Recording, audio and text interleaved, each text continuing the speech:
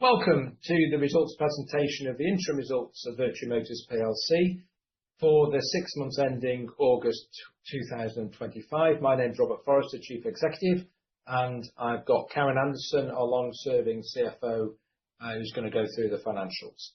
If we turn to the investment case for Vertu Motors, we continue, we believe, to do the right things to create a very strong business within UK motor retail.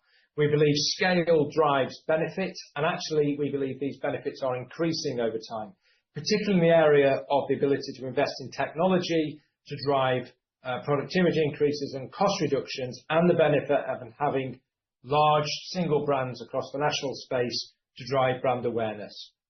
In the period, we've announced today the appointment of 2 new managing directors, 2 new roles for internal promotions, who will take the operational responsibilities of the divisions and provide greater bandwidth at a very senior level. We continue to focus on delivering great colleague and customer satisfaction levels. Our customer experience scores, as measured by the manufacturers, are well above national average. We continue to invest in technology, and this is proving absolutely pivotal in the cost initiatives that we are driving through, not only to lower costs, but also to make us more efficient and to help the customer journeys. We have delivered in these results excellent cost trends despite the headwinds, and that focus on costs through the use of technology will indeed continue. Portfolio management and capital allocation remain an absolute priority. We are clearly seeking to manage the growth of Chinese brands within the UK market, but also the need to modify the portfolio to recycle capital from low return to high return activities, which we've continued to do so in the period. Our share buyback continues, and clearly that's important, especially given our tangible net assets have grown to 76 pence per share. The UK consumer space is clearly challenging. The sector itself has issues around the government's electrification agenda, and they do provide headwinds. However, the group has delivered a strong operational performance as we seek to focus on what we can control. We have delivered market share gains across all channel of vehicle sales. We have been absolutely focused on cost control, and we had a 0.3% rise in core costs despite noticeable headwinds. Our battery electric vehicle retail sales have increased 82% in the period against a market growth of 55%. We're gaining share in that all-important market. What we did not anticipate at the beginning of September was a global one-off event, being the cyber attack on Jaguar Land Rover, one of our major partners. That has caused major disruption to our 10 dealerships in the UK, though I'm pleased to report the situation is now easing. The attack impacted our September profitability by £2 million, and when we look at the potential full-year impact in the current financial year, and this is clearly highly uncertain and dependent on getting systems back, getting back to normal trading, we anticipate the result could be impacted by up to £5.5 million in total. This year, we extended our cyber insurance risk to business interruption from third-party outages.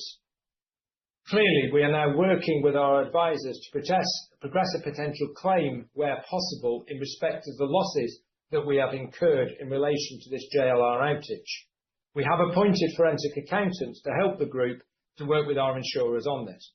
We will clearly update shareholders on the impact over the next few months of the cyber attack, and indeed on the impact of any potential upside from an insurance claim. Moving on to current trading and outlook, and particularly the September result, which is a plate change month and therefore very important for the delivery of an H2 result. I'm pleased to report, excluding the impact of JLR, that September was a good month with profits up on last year. We had a strong used and after-sales performance. Used cars, for example, were up 5.3% like for like, a much stronger rate than in the previous months. Acquisitions positively contributed on top of the core performance. New cars remained a challenge. Motability sales were down 15% in volume terms, and that clearly impacted gross profit generation for the group. Manufacturers without grant support on electric vehicles faced competition from manufacturers with grants, and indeed utilised some of the retailer margins to compete with strong consumer offers, That clearly impacted our margins. We also saw a market that shifted quite considerably to high pre-registration activity at the end of the month, which I think will impact registrations in future months. Overall, however, it's pleasing to see that the group did deliver an increased retail new car volume on a like-for-like basis of 1.8%. Also on the positive side, we saw a 25% increase in fleet car volumes, aided by significant BEV sales, and indeed the impact of the grant, which isn't just for retail customers. There's probably going forward into quarter 4 calendar, less pressure on the manufacturers this year around BEV targets, which is a good thing. The ZEV mandate has seen some extra flexibilities, and the grants have clearly led to an increased consumer demand and uptake of battery electric vehicles. That should make quarter 4 easier than last year. Turning to Motability, which has been weak throughout H1 and in September, we now see comparatives at a much reduced basis going forward. Additionally, we expect the Motability market will recover from March next year due to the timing of renewals.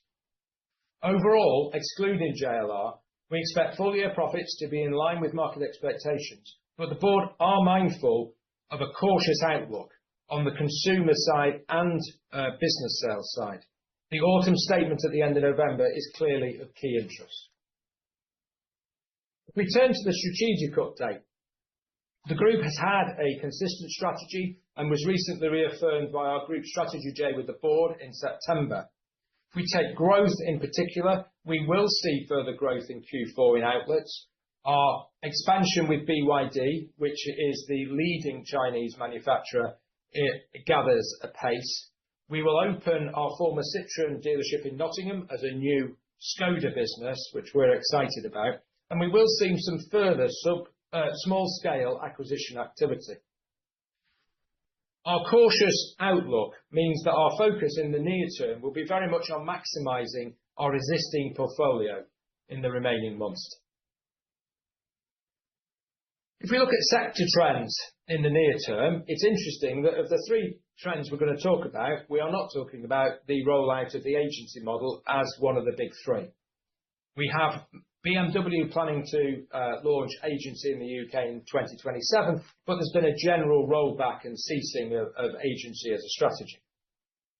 Clearly, electrification is the big issue facing the new car market. There is still pressure from the ZEV mandate, and the targets going forward, and indeed in 2025, where the government set a target of 28%, are not going to be achieved.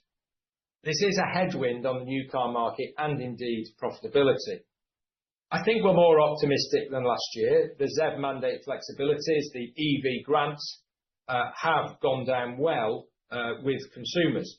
The demand for the Ford Puma, for example, was absolutely startling in September, and we've got a future order bank for that product.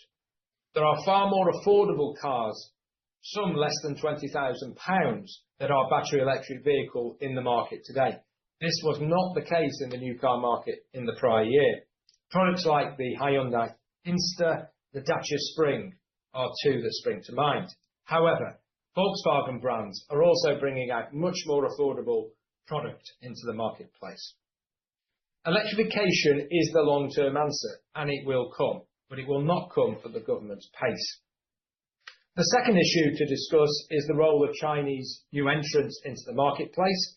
The starting point here is that the Chinese domestic car market is in carnage, well-documented carnage, oversupply, price wars, discounting, and a trend now for natural selection amongst Chinese domestic manufacturers.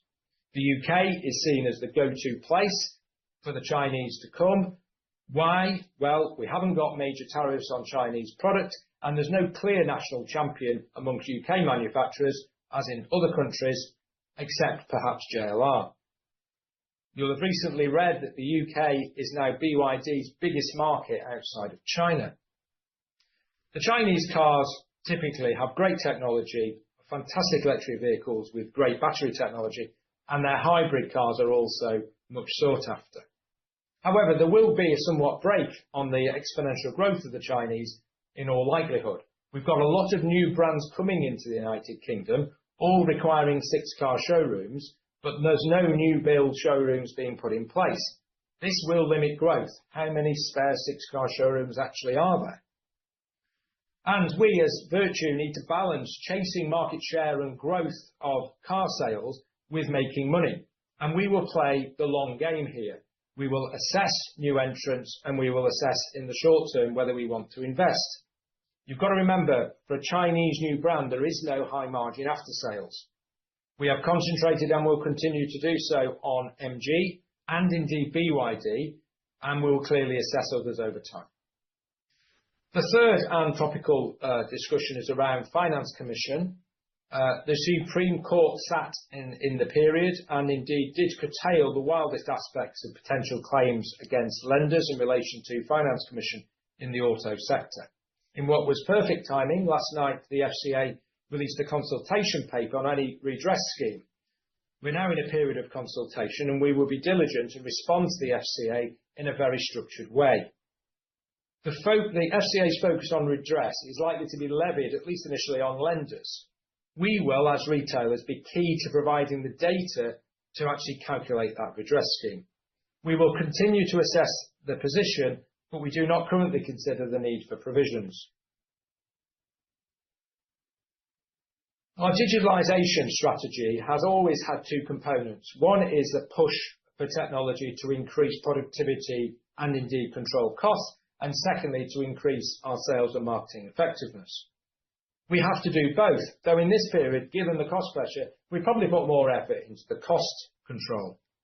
Our finance efficiency project, which has been going on for the last 12 months, is now really bearing fruit, and we're starting to deliver significant cost savings. We have reduced significantly the amount of invoicing between internal departments, and particularly we've developed technology to make sure cash processing doesn't need manual involvement for a lot of intercompany transactions, but also for external transactions. So we now have internet-based payment systems that are seamless, that a service customer can now pay and the cash gets automatically posted into our dealer management system. There is more of this to come and more savings to be had. In terms of data and AI, our data warehouse is complete. Our customer data platform has gone from concept to reality, and we are now delivering multiple use cases to make us far more efficient and effective in personalised marketing. If you go onto the web and you abort a function such as trying to book a online service booking, you are likely to receive a personalised piece of marketing to get you back on track. This is delivering a good ROI. There is no doubt in our business that AI is actually real. The executives sat down and defined a strategy, which now our development teams are implementing. We have a formal AI policy to protect the business from AI issues. We actually held a competition for our 60-strong development arm, a Dragon's Den type competition with a £10,000 prize to flush out great ideas that were capable of immediate implementation, and we are implementing them. Examples of use of AI. Use of customer-friendly technology to reduce calls into our contact centre. We're using AI email systems to prospect service bookings from our database, and those bookings are effectively all done via email correspondence, and the booking goes straight into our dealer management system. One of the big areas to look at is that email sales inquiries are historically very low converting, and there's a lot of human effort gone into corresponding by email with potentially little reward.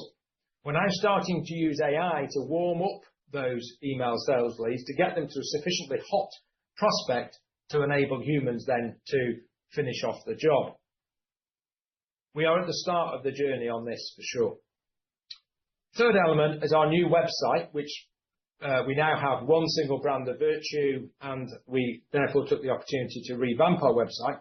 We're doing it in modular stages, so it's not a big bang approach. We have made massive progress in terms of search engine optimization and user friendliness, and the full website will be redone by mid-2026. An area of weakness, I think, in our offering online is YouTube content, particularly around new and used vehicles, and we've certainly developed a strategy to make sure that we address that. Turning to brand aspects, the single Vertu brand is now in place, and I think we've avoided the major pitfalls in moving our major brand of Bristol Street Motors into Vertu in April. In September, the Vertu brand had a UK prompted brand awareness of 11%. That has grown to 19% in September, and we fully expect us to hit 30% during the next financial year. The reasons for this growth is very simple. Having one brand increases our ROI on marketing activity. Team Vertu, with its fantastic BTCC racing team, were at Brands Hatch last weekend and won many trophies, including Best Driver and indeed Best Manufacturer. So this then affects 191 sales outlets. The EFL Trophy at Wembley is a massive exercise in brand building. 75,000 people attended, never mind the early rounds, and it affects every single one of our dealerships. In recent weeks, to support the Vertu Trophy, I've had the pleasure of going to Barnet and MK Dons for the early round games, and it's great to see the Vertu brand very prominent. This isn't only about brand awareness, though. Our partnerships with the Manchester concert venue Co-op Live and the EFL gives us access to marketing databases with which we can then do direct marketing. In July, we took the step of having our first ever group-wide used car event under one brand. We used a full gamut of media, including a TV campaign, to drive increased inquiries through our dealerships, and a good time was had. We got a lot of excitement into our businesses, and we saw like-for-like used car sales in July up 12%, which is no mean feat. Next year, we intend to extend this strategy of having 2 10-day used car events, but also having 3 new car events. The first time that we've used the power of the Vertu brand to have one event across the entire estate to drive new car sales. I think it will be a success. Finally, before Karen deals with the financial performance, I wanted to update you on a senior management structure change that we intend to make from the 1st of January and which we have announced today. The 3 founding directors of the business, myself, Karen, and our COO, David Crane, have been in place from 2006 when we formed a cash shell, and we now lead a 5 billion revenue group. My span of control, I think, has been too large. I don't think it's fully amended the fact that we now run a highly complex and very large group. All the operation divisions report directly into me, and I think it's time to augment management. From the 1st of January, 2 of our trusted group operations directors, one who currently runs the BMW division and another who currently runs the Jaguar Land Rover division, will be promoted to managing director roles with the operating divisions reporting into them. This will give us greater bandwidth and will allow me to focus on the strategy and execution, particularly around growth and portfolio changes, seeing that more of the manufacturers, which as a franchise operator is a very good thing, spending more time in the dealerships and indeed developing our senior leadership team. I am excited about this. I think it sets us fair for the years ahead. Karen. Thank you, Robert. Slide 13 shows a summarised income statement for the group for the period. Group revenues grew by £35.4 million, with this growth attributed to acquisitions, particularly the Burrows acquisition, which was completed in October 2024. Core group revenues declined £49.2 million, predominantly in new vehicle sales due to lower Motability vehicle volumes and the move to agency in the group's mini dealerships. Gross margin increased to 11.2% due to the increased mix of higher margins after sales revenues.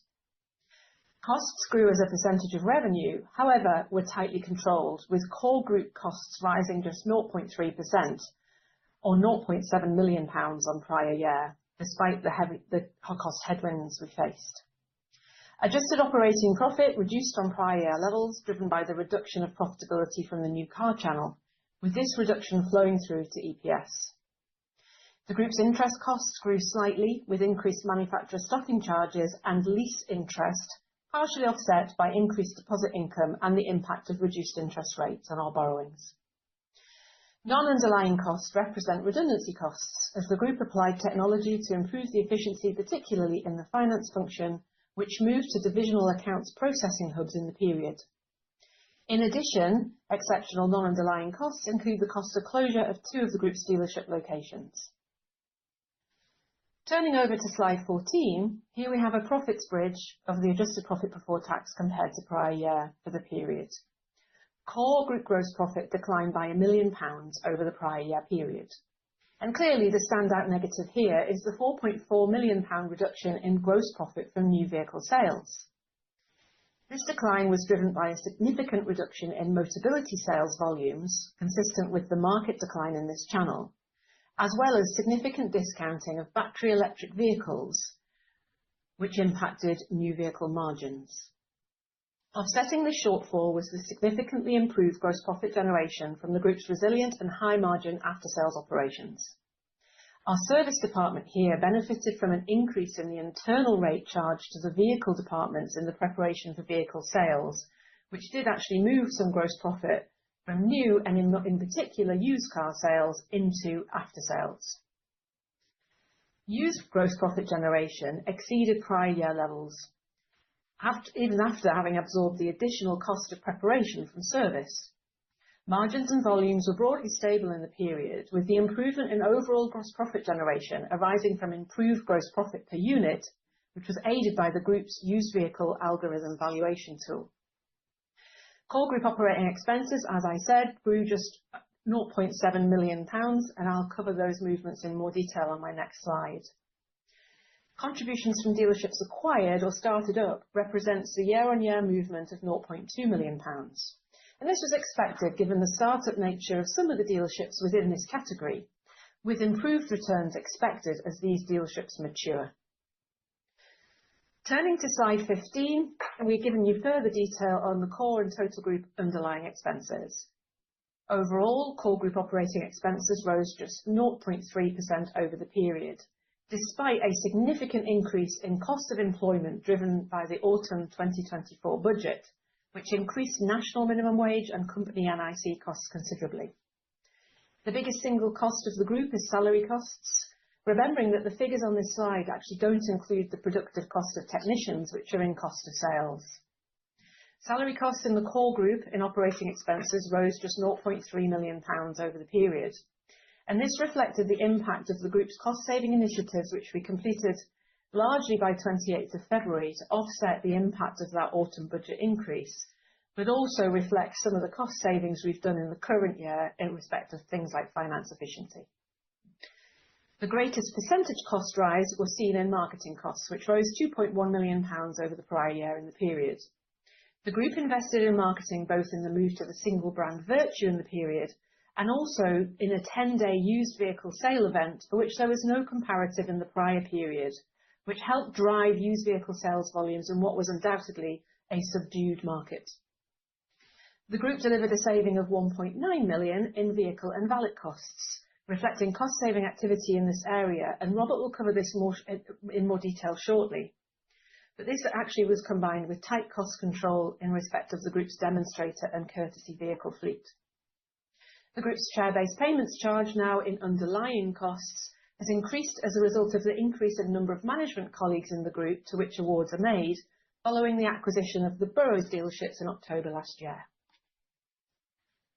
Turning to slide 16, we've summarised the group's balance sheet. It remains very stable and strong, underpinned by the group's freehold and long leasehold property portfolio of £336 million, which is carried at historic depreciated cost. The increase in current assets compared to August 2024 relates predominantly to the movement in inventory shown here. New vehicle pipeline inventory, much of which is funded by our manufacturer partners, has increased since that date, while the group has been successful in reducing both used vehicle and demonstrator inventory levels, again, since August 2024. Used vehicle inventory has, however, increased by £17 million compared to the position at the year end at the end of February. And this relates to the tight supply of particularly 3 to 5 year old vehicles in the market. And as a result of that, the group took the decision to retain higher inventory levels at the 31st of August than we did at the end of February to ensure that the group had sufficient inventory to enable a good sales performance in September. And the 5.8 like-for-like growth in used vehicle sales volumes in September was undoubtedly aided by this decision. Crucially, though, used vehicle inventory was lower than the position at August last year, despite the acquisition of Burrows.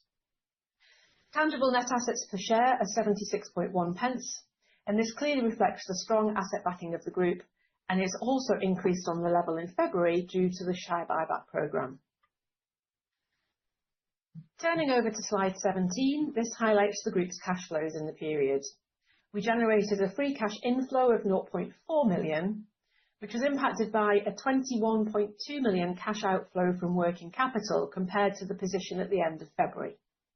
The main elements of this outflow were a £14.5 million outflow relating to the increase in used vehicle inventory and our decision to retain higher inventory levels at the end of August, and an £11.2 million outflow from reduced deposits on forward orders. Deposits at February reflected the strong March order take, ahead in particular of vehicle excise duty changes in April, whilst at the end of August we saw some customers deferring orders pending clarification on EV grants. This explains the comparative difference here in vehicle deposits held. Sustaining capital expenditure of 8.5 million was spent in the period, with this partially offset by proceeds from the sale of surplus properties of £3.3 million.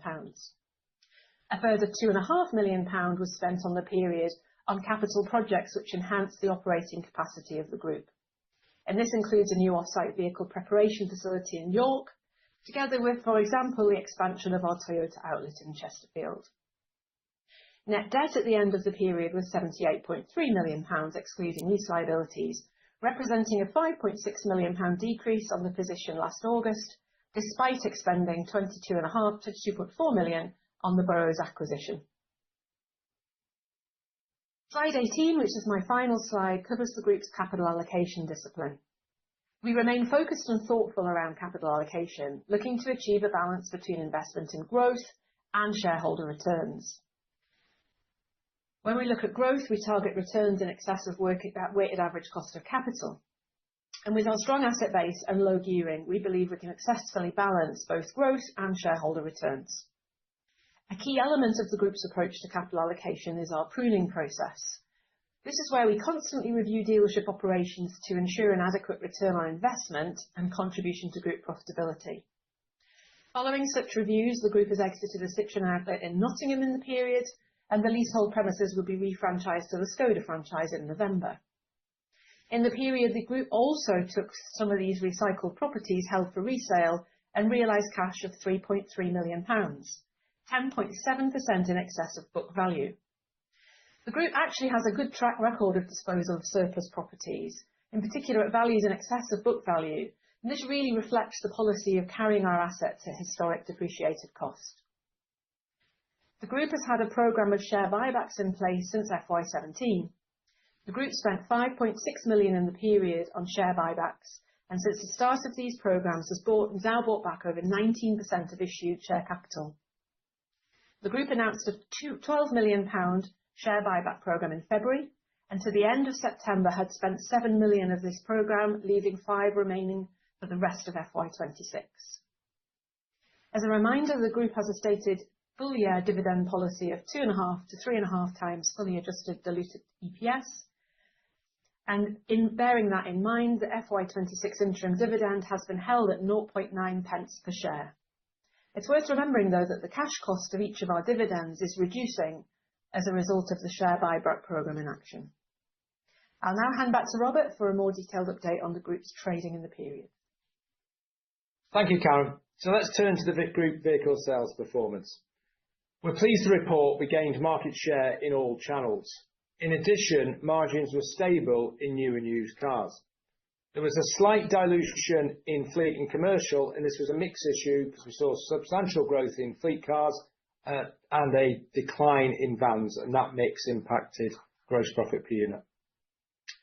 We saw weak growth returning to the new retail market. Now, this was after a very strong March, and it got weaker as the period went on. I think the government grants that had been introduced in the late summer are starting to reverse that. Motability saw continued weakness due to the renewals timing and indeed manufacturers having pressure on their margins and trying just to pull back. The 16.6% increase in fleet car volume is clearly to be applauded, and we took full advantage of the vibrancy of the fleet market particularly in battery electric vehicle growth in areas such as leasing and salary sacrifice. The group has a core competency in the fleet channel. The van market was weak. It was down nearly 10% in the UK, and we think this reflects weak business confidence. We therefore saw overall a reduced gross profit in that channel. The used car market actually exhibited continued supply constraints, which held back volume for franchise retailers, especially in the 3 to 5 year old park. This is the post-COVID new car supply problems working its way through the park. At some point relatively soon, we should see that work its way into 5 year plus, and that affects independent used car operators more than franchise. We should see a franchise market share recovery. Trade prices, reflecting those supply constraints, have remained strong and stable. It's fair to say, though, that the subdued consumer probably put a lid on the extent to which retail prices could rise, and they didn't rise in proportion to trade prices. This led to the potential for some margin compression. If we take the group as opposed to the market, we're delighted actually that the group delivered increased gross profit in the used car channel and stable margins. We think our Vertu Analytics algorithmic pricing helped to navigate the market successfully. In addition, the July event saw a considerable difference being made to gross profit generation and volume, even to the extent of slightly weaker margins. But overall, our margins in the period were stable. The £600,000 increase then in the period in gross profit on a like-for-like basis in used cars was despite a significant shift in costs from the service department onto the used car department as a result of putting up our internal rates. This we thought was the right thing to do to reflect higher technician wages. If we turn to the UK BEV market, there is growth in battery electric vehicles, but it is nowhere near getting the industry to the 28% ZEV mandate target that the government has set for 2025. It's fair to say that the private channel remains the weakest. In the period reported 13.4% of registrations in the retail channel were BEVs, but the EV grants in August did boost interest in BEVs and increased the rate of growth. Clearly, we are absolutely delighted that while in the 6 months BEV private retail sales were up 55.2%, the group delivered 82.4%, and that was on the basis actually of very strong growth in H2 last year as well. So we've had 2 6-month periods now of excellent outperformance and gaining market share in the BEV market. I also should probably note, just for updating for September, the grants did lead to an increase in BEV mix. Overall, BEV mix rose to 23% in the month of September, compared to 21% in the 6-month period, but we are still a long way short from 28%. If we turn to group after sales, clearly another very strong performance from the after sales side of the business. The star performer again was service, £3.6 million worth of increased gross profit in the core business, albeit 2.1 million came from higher internal charges to sales departments. Our vehicle health check process is being tightened up. Our pay later product is making a significant difference both to conversion of a repair work identified and to the margin. We think there is still more to come if we can get more consistency across our businesses. We increased some prices in the service department, and that also aided average invoice value. Turning to the parts department, there was £500,000 more profit coming out of this in the core business, albeit on slightly weaker margins. We have appointed in September an internal promotion to Group Parts Director to give us more focus on this channel. If there was a weakness in after sales, it came in the accident repair side of the business. Our smart repair business is still in growth mode, and we are adding vans both to our internal smart repair business for used car preparation and in an increasing business to external customers. The pressure came in accident repair centres. This is quite easy to explain.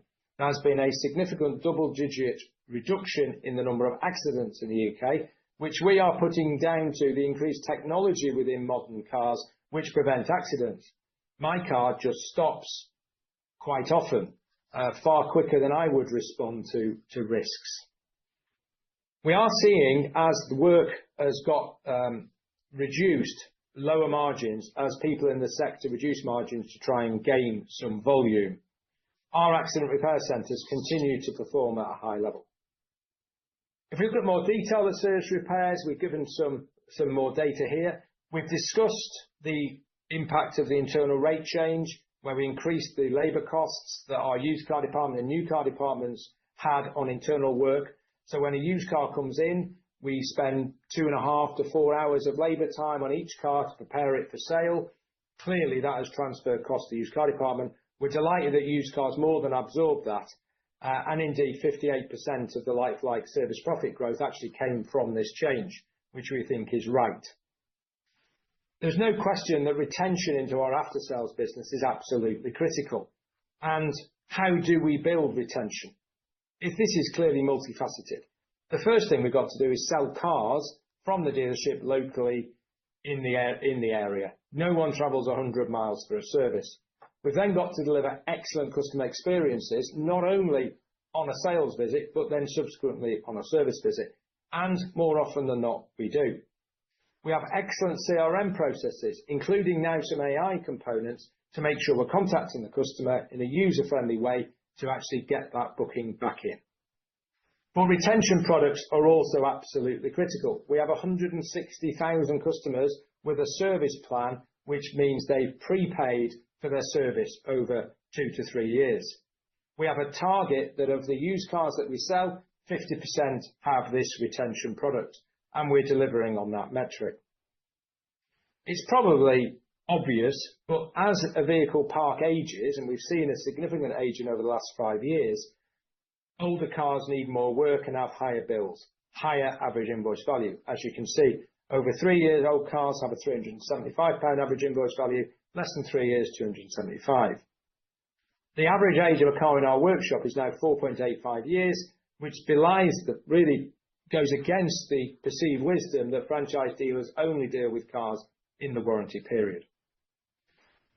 Our search for cost savings has been extensive. Where we believe that we cannot afford to do things for customers that are free, certainly if they involve labour, due to the impact of the national minimum wage. Historically, when you brought your car in for a service, we've given you a free wash and vac. Not a valet, but certainly a wash and vacuum. This is now expensive.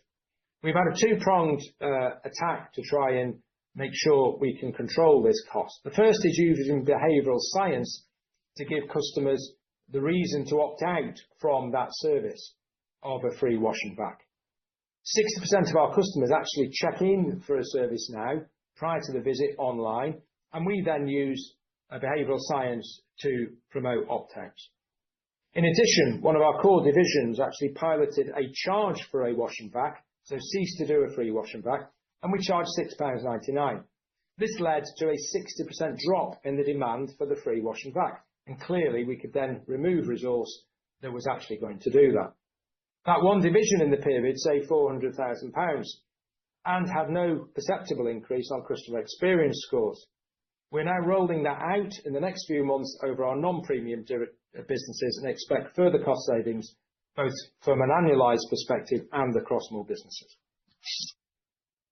So, we believe the group is well positioned. We are a scaled group that's stable from a management perspective, well capitalised and certainly asset backed.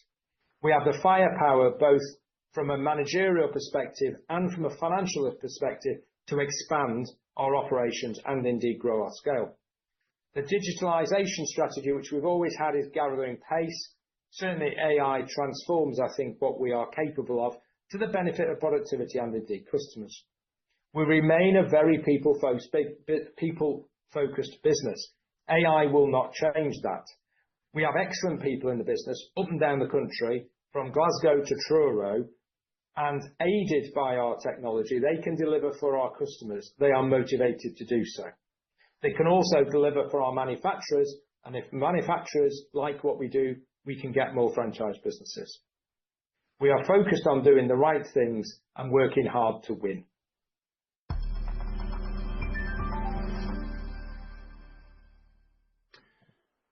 Thank you. We've had a number of questions pre-submitted and submitted live. And just as a reminder, if you'd like to ask a question, please type them into the Q&A box situated on the right-hand side of the screen.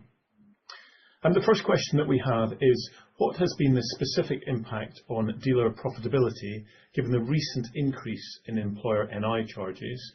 And what actions do you envisage taking to mitigate against further potential external employment cost increases? Well, we clearly have mitigated the £10 million that we disclosed in relation to the last autumn statement. Karen can sort of just outline which areas we've hit. In fairness, I think it was quite clear in the presentation. I think the key question there is the future. There are some more cost headwinds coming around national minimum wage again in April, around changes to the ECOS scheme, which are all disclosed in the statement, and anything else that's conjured up in the autumn budget. Clearly, we're on a journey on cost. We've got some ideas that we haven't fully operationalised, wash and back point being one of them. And then there's the role of technology. And actually, where we end up next year, at this point, I don't quite know, because I don't quite know what the government's going to do and the extent to which we can operationalise speedily the ideas and initiatives that we've got. And we will clearly get into that in business planning in the next couple of months.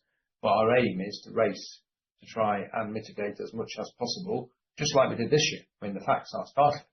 A 10 million hit due to the budget, but operating costs only up 0.3%, which I think is very good. Thanks for that, Robert. How is Vertu positioned to weather the ongoing macroeconomic uncertainty? Well, I think we've got some positives.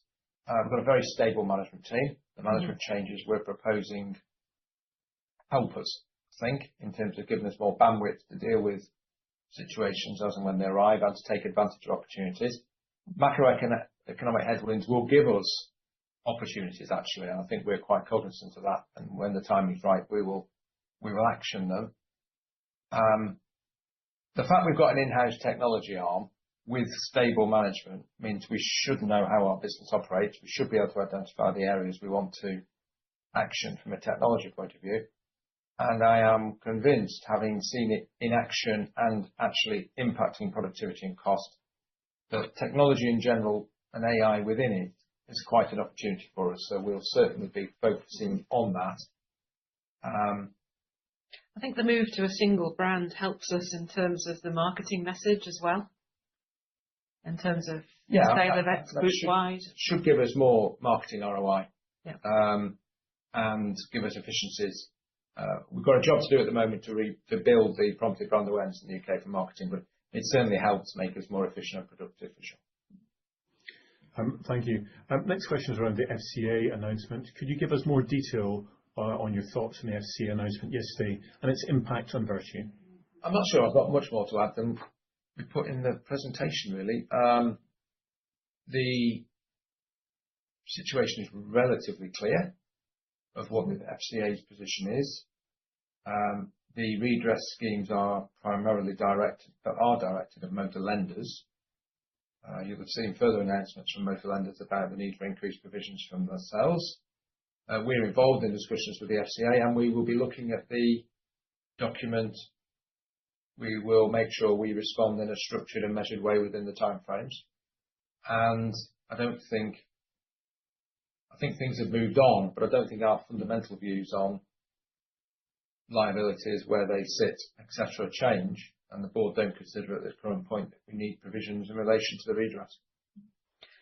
I think the best thing is the removal of uncertainty, actually, as well. So once this is finalised, the uncertainty that's been hanging over the sector and potentially holding up acquisitions, certainly we're reticent sometimes, is gone. So we've got more certainty. I'd be much better when this issue was off the table, and I think actually that's the view lenders are taking. Let's just get this thing done and move on. Yeah. Thank you.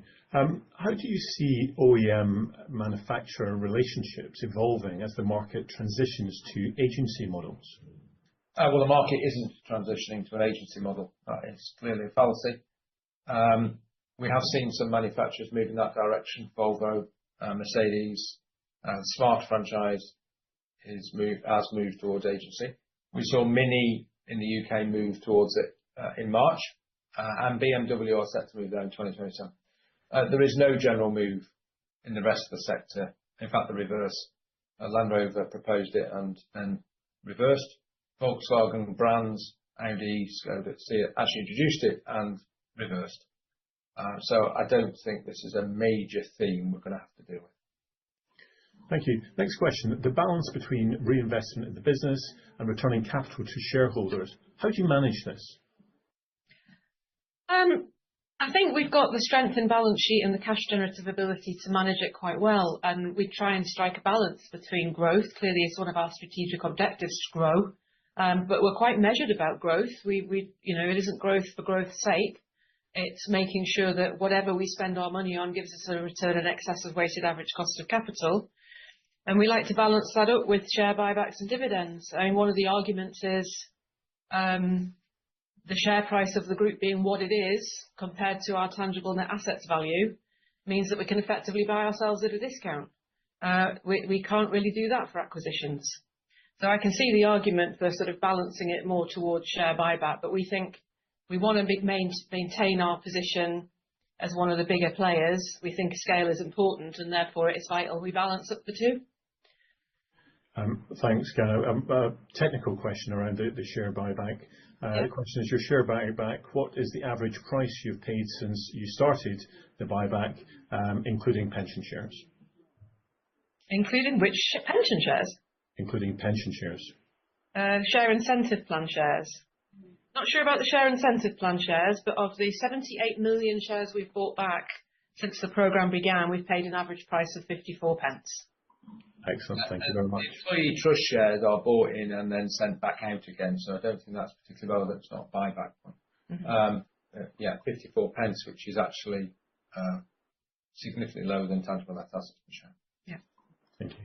Next question. Robert, you mentioned the management changes so that you can focus on more strategic elements of the business.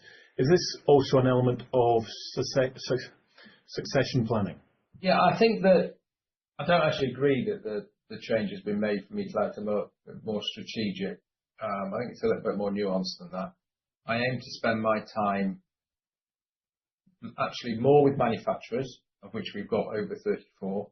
A lot of new manufacturers coming on. I think it's important I build relationships with them, and I haven't spent enough time, in my view, with manufacturers. I actually want to spend more time in dealerships and actually get closer to the action and understand what's going on for colleagues and for our customers. The two new managing director roles will take responsibility for the operation directors who currently report into myself. They will do the monthly reviews and hopefully execute tighter within the business. I think we've been lacking a bit of bandwidth. We are literally a £5 billion business, and we were broadly running it a bit like it was half the size. So I think this is the right thing to do. There is clearly a succession planning element to this, but I think that is, God willing, a long time off, not a short time off, but actually making the step up, say, to CEO, we would envisage it'd be much easier from an MD role than it would be from a group operation director role. And actually one of the key focus areas is for me to spend time with senior management and executives and continue to develop them. Both Leon and Anthony have come out of our next generation programme. We've got a new round of next generation of 12 people who are being put through their paces for senior development. And I think that's very important for the sustainability of the group and for us to generate value for shareholders. I wouldn't get too excited about succession planning just yet, but I think there is a general direction. Thank you. We've had a lot of questions relating to Jaguar Land Rover. Robert, maybe you could talk us through what we should expect to happen next. Well, surprisingly, I have not got a crystal ball. So I think the main thing to say is nobody knows, actually. All we can set out is the impact in September, which was marked, a £2 million impact on profits, and a statement, which is fact, that things have eased in the last 10 days. We're getting far more parts now. Clearly, production has just started, but there's a question mark over the extent to which we'll get new car product. There clearly has been a gap, and is an unknown about that. And we've done an assessment of the full year impact. We hope we've erred somewhat on the side of caution with the 5.5 million. The words were up to 5.5 million, but the answer is no one knows. And when you look at the history of other cyber impacts around M&S, it's taken them quite a while. So I think we are pretty cautious and flagging that there clearly is an issue. There was an issue, but the 2 of the 5.5 is literally banked. So there is continuing disruption, though it has actually eased better than I expected, I think, in the last sort of 10 days, and I think our assessments reflect that. Clearly a completely an unfortunate one-off event. Now, we do have, as we flagged, an insurance policy that covers us for business interruption from third-party outages. That clearly is a positive thing. The 5.5 million up to does not include any recompense from any insurance policy, so it's potential that we'll have some upside thereafter. We have appointed forensic accountants to help us put together the claim and are clearly working with insurers, but you can't finalise a claim when you haven't finalised the impact. So this will clearly be covered in further announcements in due course. Thank you, Robert. Slower than expected EV adoption has been in the news. How are you managing the potential impact? So there's an additional element to that as well, so I missed that. And how have the recent EV incentives affected the market was the other part to that question. Apologies. Yeah, I think there's a short-term and a medium-term element to this. I think we've been quite vocal that there's more chance of Burnley staying in the Premier League than there is of hitting these EV targets. There is no chance of the industry hitting these EV targets. So the target for 2025 is a battery electric vehicle mix of 28%.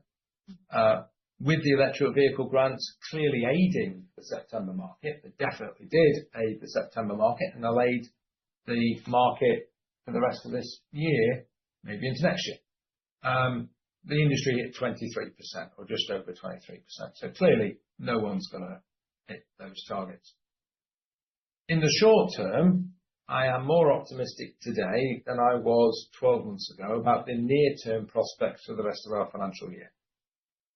And I think there are 3 reasons, which I outlined in the presentation. First off, the government has improved the amount of flexibility within the ZEV mandate target, so manufacturers can effectively not hit 28% and still not pay fines. That's positive. That takes a bit of pressure off. Second, the EV grants that were put in place, which are not for everybody, in terms of not every manufacturer's got them, but they have led to increased consumer demand for battery electric vehicles.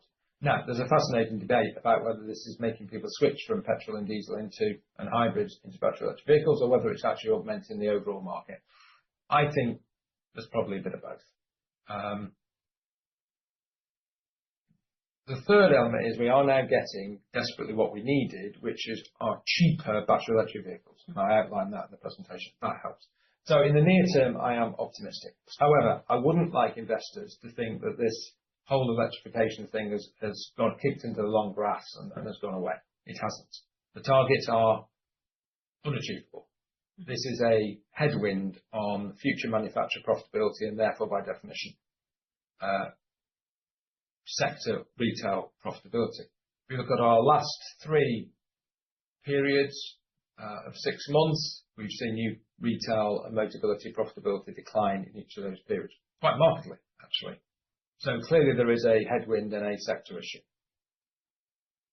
And I think the industry, manufacturers and retailers, predominantly manufacturers, will come back to the government at some point because the pressure will build again.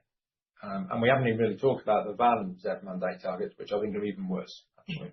I don't think white van man wants a electric van. So near term, a bit happier. Medium term, still concerned.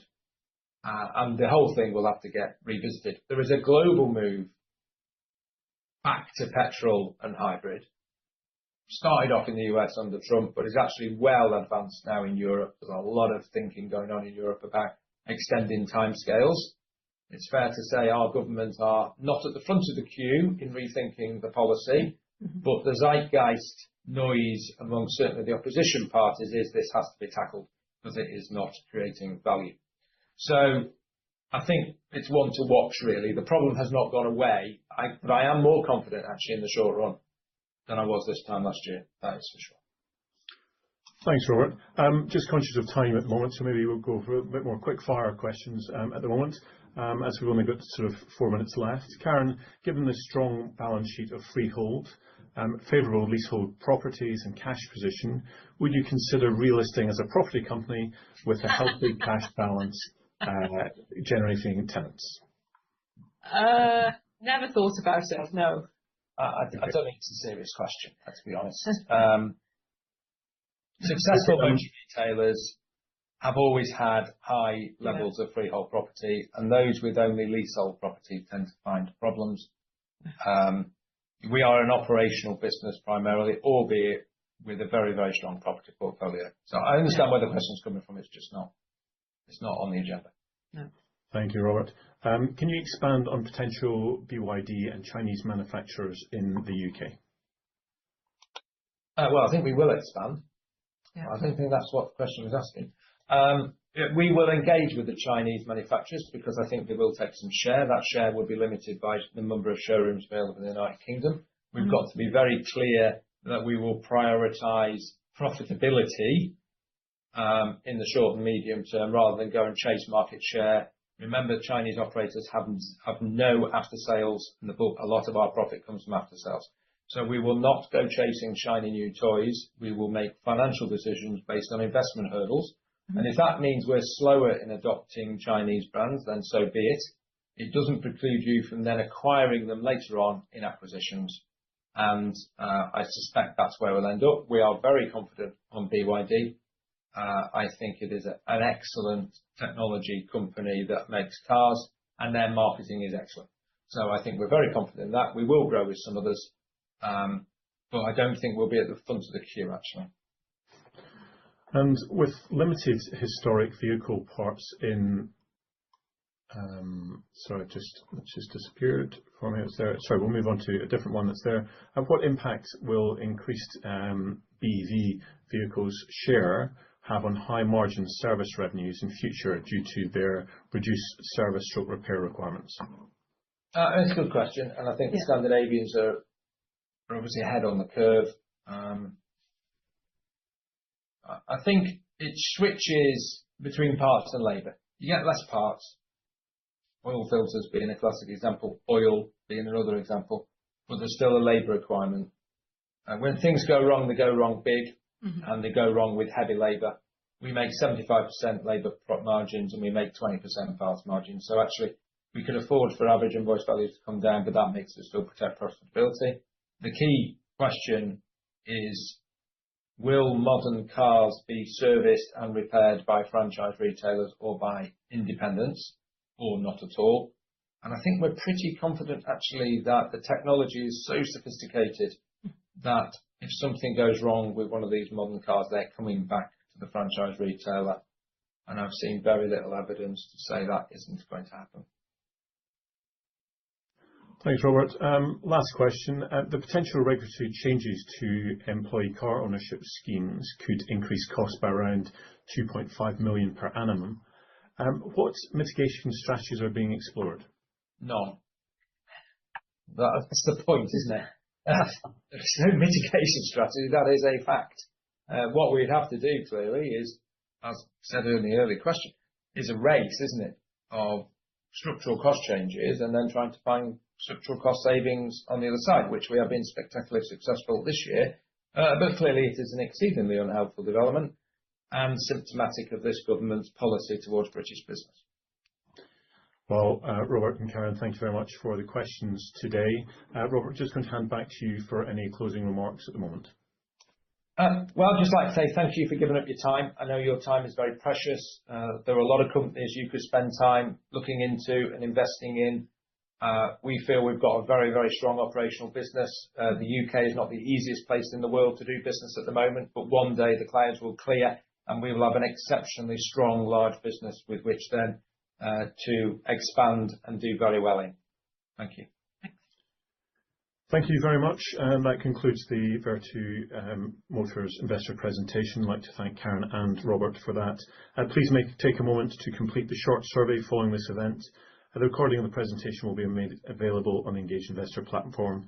I hope you enjoyed today's webinar. Thank you. Thank you.